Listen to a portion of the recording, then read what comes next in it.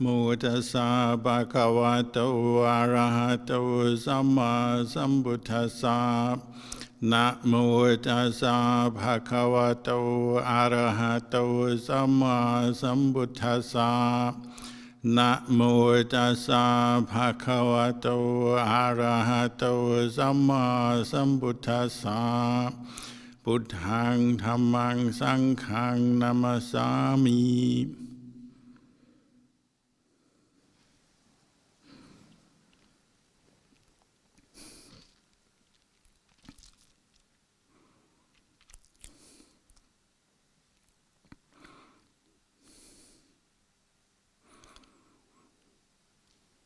So blessings to all of you who come together to practice meditation, chant and listen to the Dhamma tonight.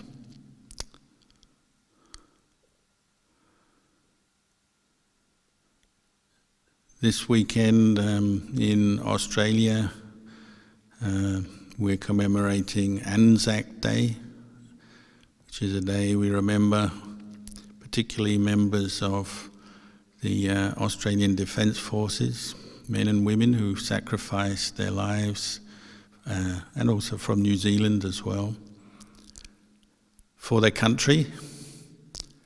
And in Buddhism, when one sacrifices one's life for a good cause, then that's considered very great dana bharami. The Buddha himself recounted some of his past lives where he actually sacrificed his life for the good of other people in different ways. We call it the supreme sacrifice. It's something very difficult, very rare for a human being to do, but something that's very noble, and societies, countries, and groups of people everywhere, or even just in a family, wherever people live together successfully, that comes about through sacrifice, self-sacrifice. And not just members of Defence Force, but as we know, just a few days ago, 4 members of the Victorian Police were killed in a tragic accident on the Eastern Freeway. Another example of how people serving the community sometimes make this ultimate sacrifice of their life. And it could be firefighters, doctors and nurses and healthcare workers working in wards with coronavirus victims, and all kinds of many other kinds of people make sacrifices for the good of society, the good of the country. So that's something we can remember from time to time. We share our merits with all of those people. Sometimes we can draw inspiration from their actions, and it's a reflection for all of us. And we say self-sacrifice. And what does that mean? Well, in the case of sacrificing one's life, it means giving up everything for the good of others. But even more mundane or more smaller, normal acts of sacrifice are the same, sacrificing one's happiness, one's convenience and comfort, one's time, one's energy for others. The Buddha pointed out that this is something that, even though it involves hardship and difficulty for the one sacrificing, it does bring them happiness. It's a source of good karma. If done with a good intention, it's good karma, and it ultimately will bring happiness back to that person.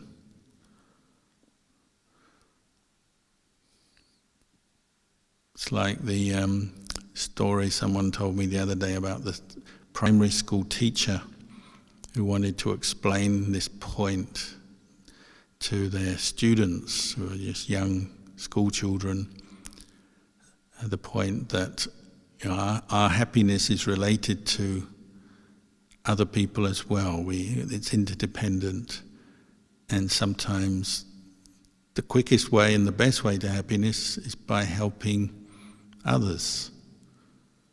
And so this teacher, very creative, they got all the kids in the class to blow up balloons.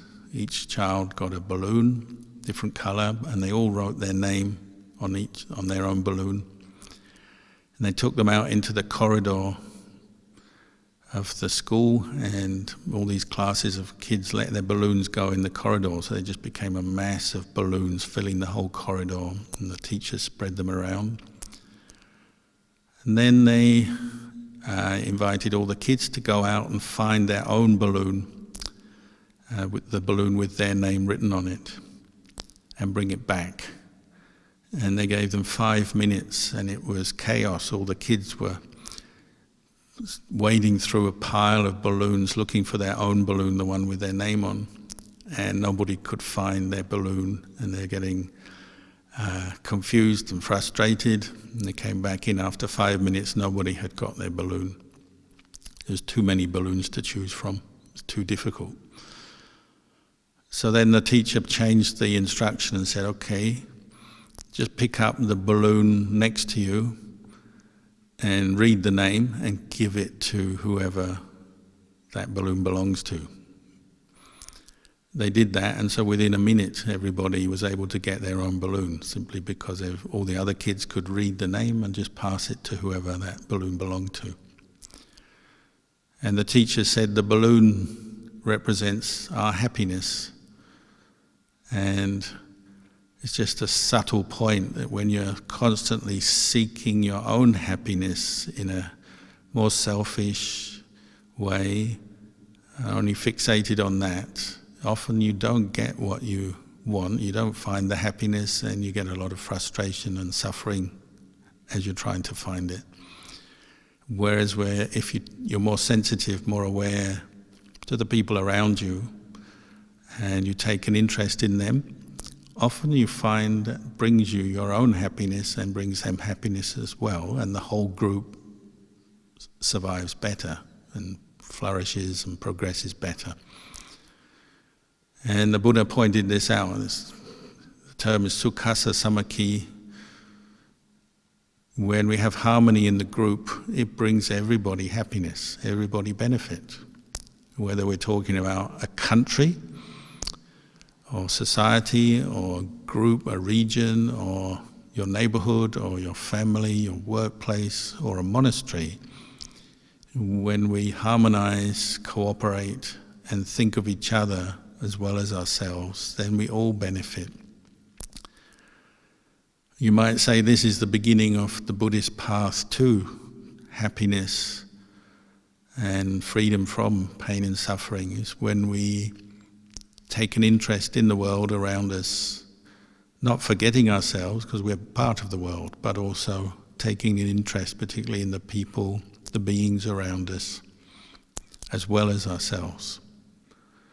The practice of dana, or generosity, is that. It's that concern to share what we have with those who need help, maybe those who are less fortunate, or those who are doing something good that we want to support. So in the case of the Sangha, when you practice dana, generosity to support Sangha, you're supporting spiritual seekers, because you see that it's helpful for them and for you and for the general population. Or any other kind of dana, when you help those who are in need, the poor, the sick, or the needy, or somebody who's received some misfortune.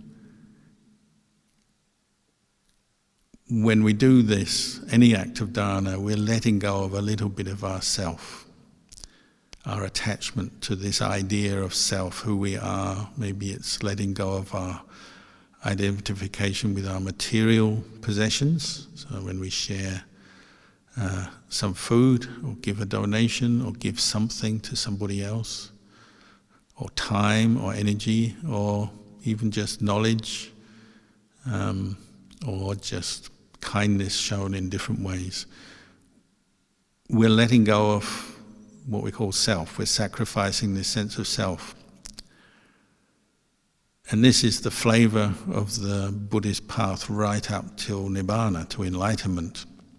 And many people in Australia might come to Buddhism through meditation, learning meditation techniques, going on retreats, and often the focus is on gaining states of calm, practicing mindfulness, gaining samadhi, gaining insight, which is not completely wrong, but when that becomes our only concern, then often we miss out or overlook the importance of dana.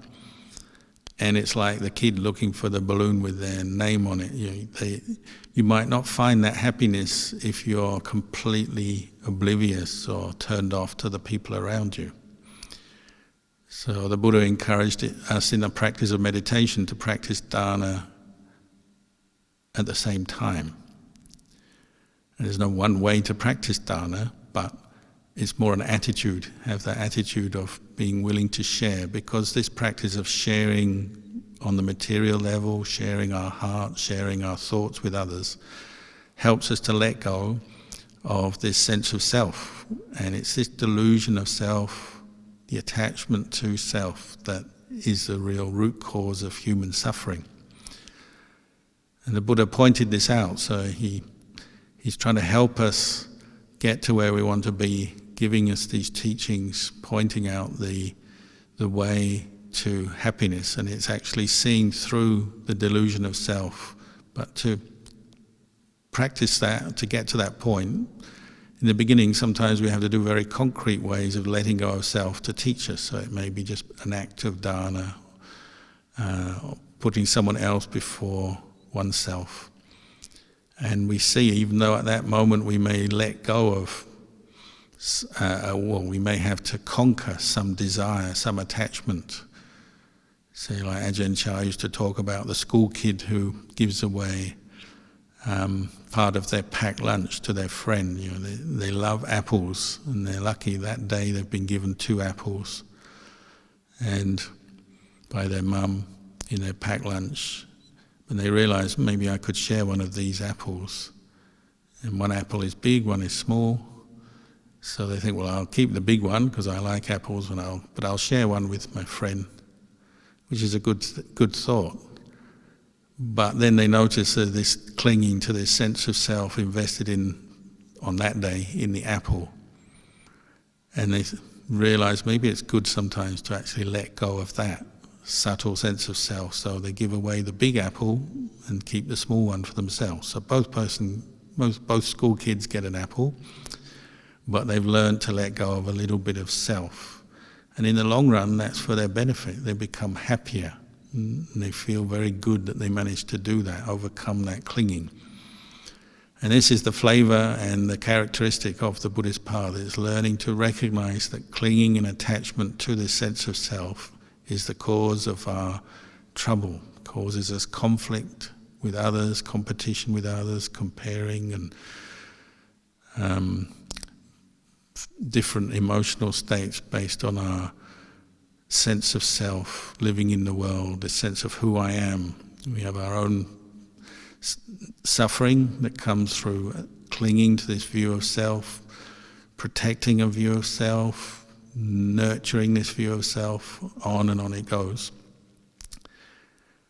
So the Buddha and the Buddhist teachings are helping us to understand this point, and giving us some tools to recognise where suffering comes from with clinging to this idea of self, and then practicing letting go. So practicing dana is one way we let go of this sense of self, see through it, chip away at it. Another one is Sila, the practice of morality, living and acting in an ethical, moral way. When you undertake to follow the 5 precepts, it requires you to let go of self, because our coarser, grosser sense of self will sometimes lead us to act in unskillful ways that harm others or harm ourselves. When we are aggressive or violent, or even when we kill even creatures, we're giving into a coarser mental state, the mental state of anger, hostility, hatred, when we decide not to do that, decide to keep a precept, say I'm not going to act on that intention to kill or harm other living beings, you necessarily have to let go of that coarse sense of self that would make you kill or harm another living being. Maybe if you undertake the precepts, say the 5 precepts on the outside, you're able to keep them, and many people are. And these are the sort of qualities that make a good human being. But maybe on the inside, mentally you still have anger or greed that would lead you to break a precept. But on the outside you've let go of the coarsest sense of self. And the result of that is you feel at ease. You feel more relaxed, less agitated, you have less anxiety, less worries, and so on. But on the inside there may still be a more subtle sense of self. The roots of anger, greed, delusion are still there. So practicing morality, ethical conduct alone isn't enough to deal with this sense of self that has caused so much suffering for us. We have to further develop mindfulness and insight through bhavana, through meditation, and also just developing these qualities in daily life. And that's where we can really come to understand the suffering that comes from this sense of self. And the Buddha said, investigate your own body and mind. And what else do we have to look at than our own body and mind? We learn a lot about the world. We can find out all kinds of knowledge about the world nowadays. We can fill our brain, our memory, with all kinds of knowledge, and much of it is quite useful for living together as human beings. But if we really want to understand the root cause of our suffering, this illusion of self that we cling to, believe in, grasp onto, we have to look back, learn to turn around and look at our own body and mind as it is, and question some of our assumptions and beliefs and things we take for granted. And this process of bringing up awareness, awakening to the truth, and then questioning, investigating, this is what we call meditation, or the Buddhist word is bhavana. The Buddha said it's one aspect of meditation is like you're learning to hold up a mirror to your own mind. You're learning to reflect your awareness back on itself, reflect the mind back on itself, to see how we do cling to a sense of self and how that causes us suffering. So to help us, the Buddha gave us various areas to investigate, to look at with this mirror, to shine the light of mindfulness and wisdom on ourselves through this mirror approach, developing mindfulness, developing insight. So a human being, he divided up into 5 parts, component parts, what we call the 5 aggregates. So there's physical body, feelings, pleasant, unpleasant, and neutral, or neither pleasant nor unpleasant. Perceptions, memory, perception, the way we recognize things in our mind, the way we remember things. Mental formations, like the stories and the desires and the intentions that we have in our mind. And then sense consciousness, based on our 6 senses and the data, the information they bring to mind all the time. So like sight, sound, taste, smell, touch, and ideas and concepts arising in the mind. These 5 things, 5 component parts of a human being, the Buddha said investigate them, because these are what we normally take to be a self. This sense of self arises with the body, with feelings, with perceptions, with thought formations, with sense consciousness. And we have to investigate to see, well, are these things, do they have an intrinsic self? Do they have anything that is really, you could really call a self, meaning something that is substantial, lasting, exists on its own? And much of meditation is about this question, investigating that truth. Is this body a self? Is it really something that you can say is there, permanently lasting? Is it a lasting self? And of course, very quickly as we start to investigate the human body, we realize, there's something there, all right, because we can feel it, we can touch it, we can see it. But is it something that's lasting, meaning just exists by and of itself? And the more you investigate the body, the more you come to realize, a human body, it's something that comes about through causes and conditions. We're born into the world and then we rely on food and drink, water and air. But the body is in a constant state of change. It's growing, it's aging. Eventually it will die. None of that, you would say, is what you want. So if this body is a self and you want this body so that you can do things with it, pleasurable, skillful or not skillful, you want a body that's under your control. But the more you investigate it, the more you realize it's part of nature. You can't control this body ultimately, and it doesn't exist indefinitely. It's created by causes and conditions and different component parts and factors that come together, just like a vehicle, a car or any other kind of vehicle.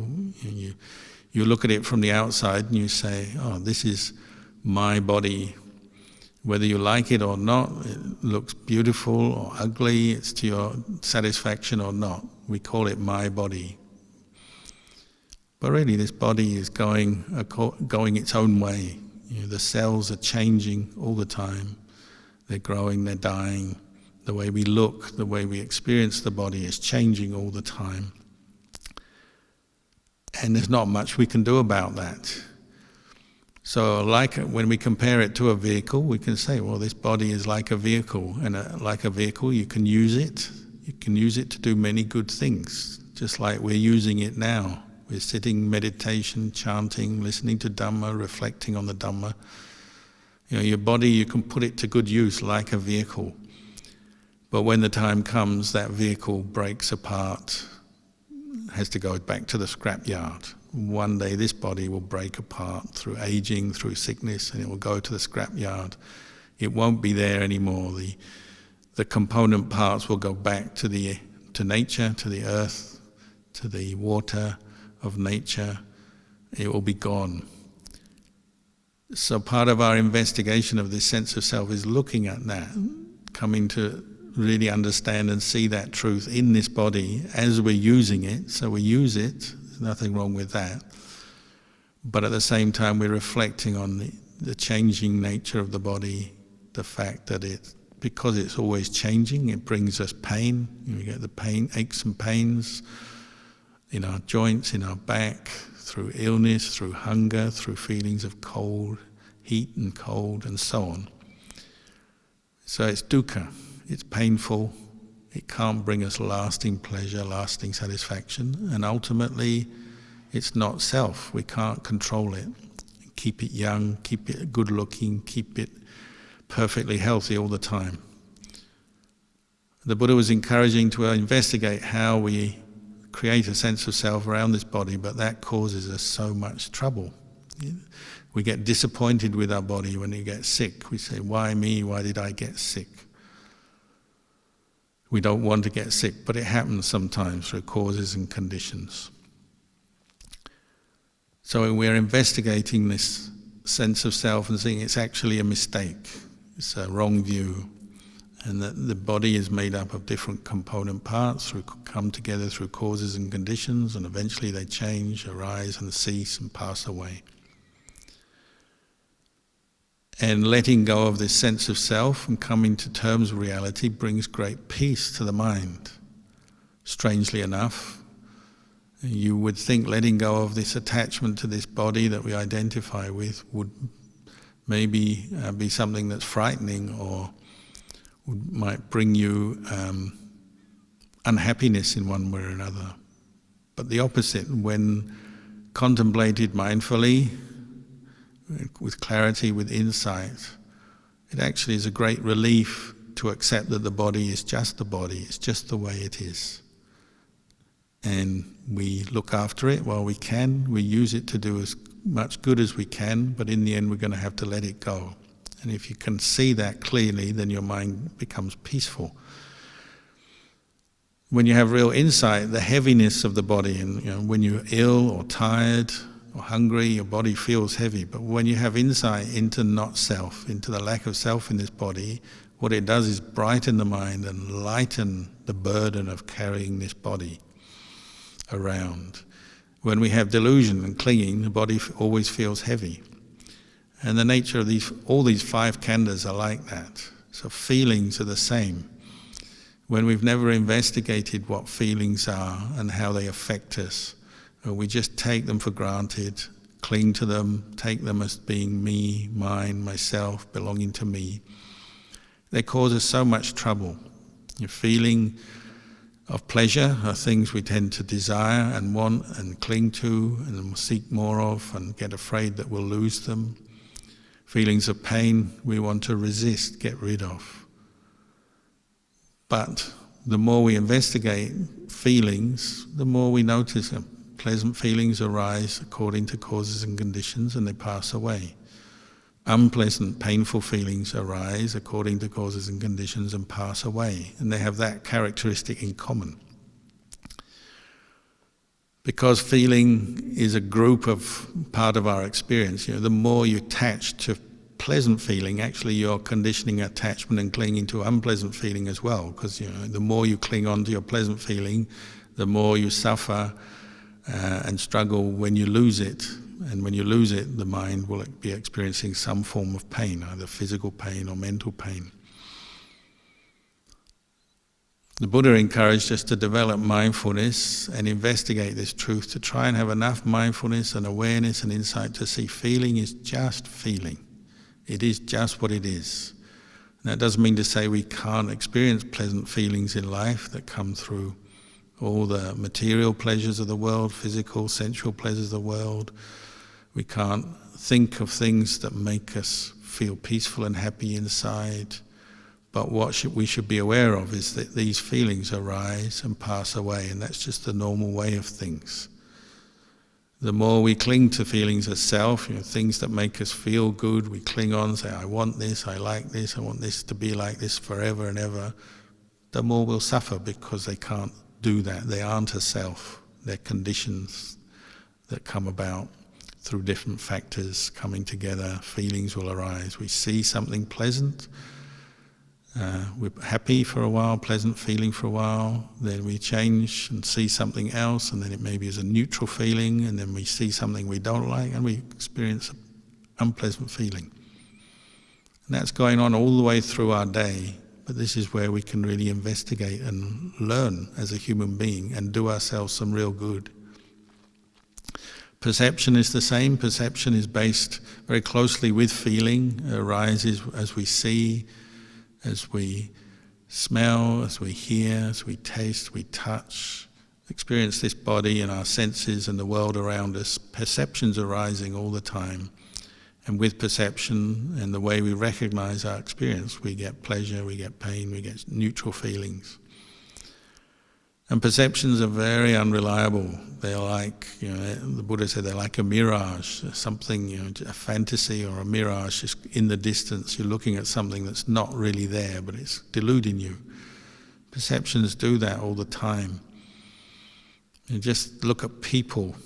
How do our perceptions of people change over time? 1 minute we look at someone as a friend, then if something goes wrong, they become an enemy or someone we don't like, that we don't want to be with.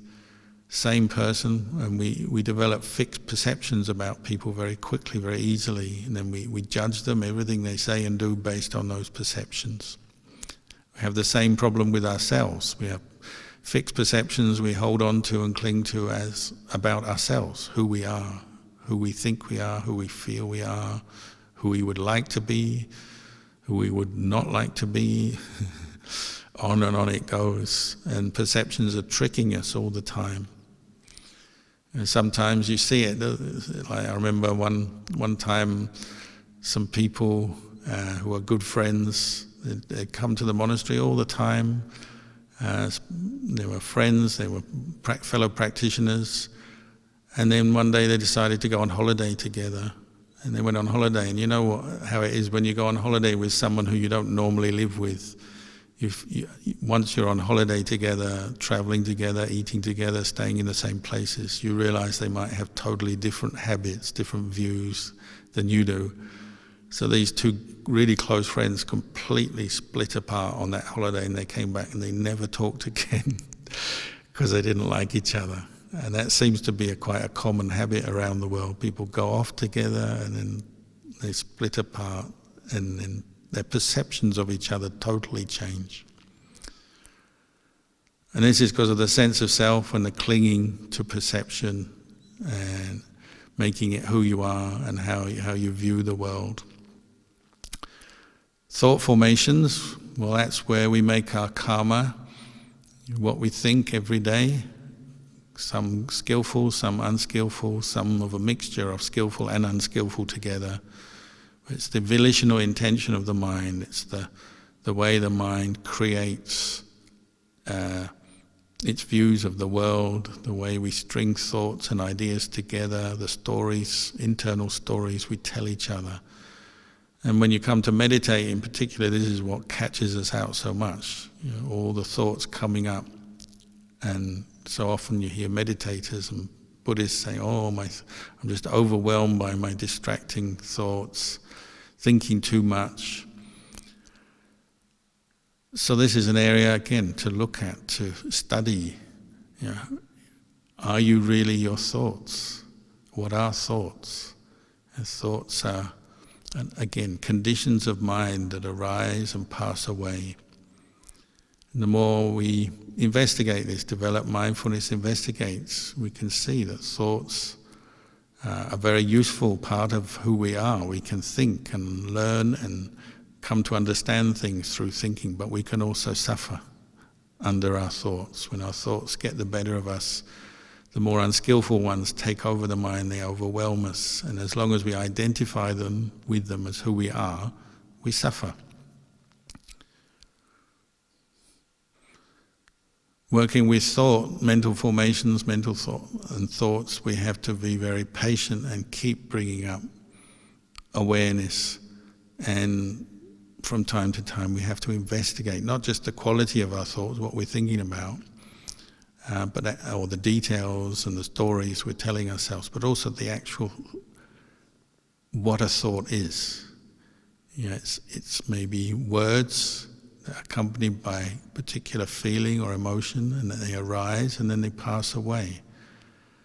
So since this morning you must have had thousands of thoughts, some of them very mundane, fleeting, some seemingly very important, coming along with a lot of emotion and strong feelings, perhaps strong emotions. Some seem very serious and important to your life, some seem very trivial, some are humorous, some are very ugly, some are very beautiful. But one thing all those thoughts have in common is that they arise and they pass away. And the more we investigate this, we see these thoughts that we believe in and take so seriously, they arise, they pass away. And what arises and passes away, you can't really say is a true or lasting self. And the same for sense consciousness, perhaps more obvious. You're seeing, you're hearing, you're tasting, your mind is moving through the senses all the time. They're changing, they're arising, they're ceasing. Again, if we take our seeing as a self, well then when it moves to hearing, where's the self gone? Now it's hearing, and so on. So these 5 khandhas are where we're investigating this sense of self. And the Buddha didn't just say, just believe in that there is no self. It's not just you're trying to take on a new view or brainwash yourself or hypnotize yourself. You're looking, investigating to see the truth. And the more we do this, the more at peace we can come to be with ourselves by understanding the true nature of this body and mind, that they're more like a process of different causes and conditions that come together and arising and ceasing, arising, changing, ceasing all the time. The more deeply we see that, the more clearly we see that, the more steady our mind is, and the more we're able to investigate efficiently and well, then the more peace we'll experience.